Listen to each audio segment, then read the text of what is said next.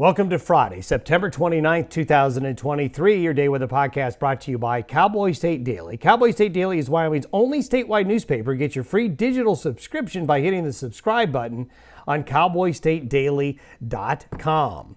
It's been a remarkably beautiful week of weather across Wyoming and a lot of the Intermountain West and the Western High Plains. And basically, we're going to continue to be on the roll again today. Some of you in northern Wyoming cooled off a bit yesterday, saw a few showers, but we have a lot of scenes like what we have there from Thermopolis with Pam and Buddy there, taking advantage of just some beautiful September weather. But we do have this Pacific trough slowly moving in. The biggest impacts really won't start until Sunday, and this will mainly be in the far western areas. Then the trough, what's left of it, slowly moves through by late in the weekend, and especially between Monday and Wednesday of next week. This will bring falling temperatures, some showers, some snow to the high country. It's not going to be a major system because it's going to be in a weakened state as it comes on through. But it does mean that we're not going to be nearly as nice with our weather late this weekend and next week as what we have just been enjoying here over the past week or so. Taking a look at the trough of low pressure that's going to be impacting us through the weekend, it's still taking its sweet time up here in the Pacific Northwest, so that southwest flow continues to pump in some very mild air and very pleasant weather conditions, with that yellow area showing the warmer air out of the deserts coming on into the high plains and Rocky Mountain West. So it's going to be another beautiful day, and I think for the most part Saturday looks pretty good as well. These are the forecasted temperatures today.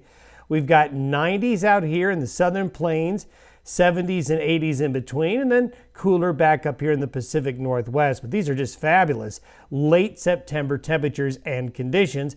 And through tomorrow morning, this is where the showers will be kind of spotty, no one really seeing much. Then by Sunday morning, that low is going to be north of Las Vegas.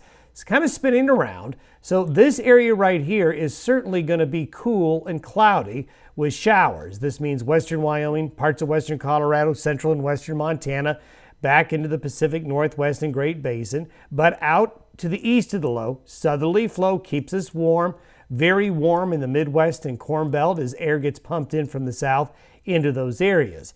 So temperatures on Saturday, again, are going to be similar.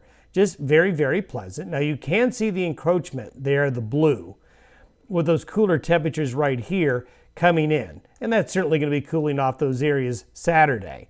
So we'll get through today, and for many areas, good weather Saturday. Then by Monday and Tuesday, this is by Tuesday, the trough becomes a bit more elongated, but is over the central and northern Rockies now moving into the plains. So this will cool us off.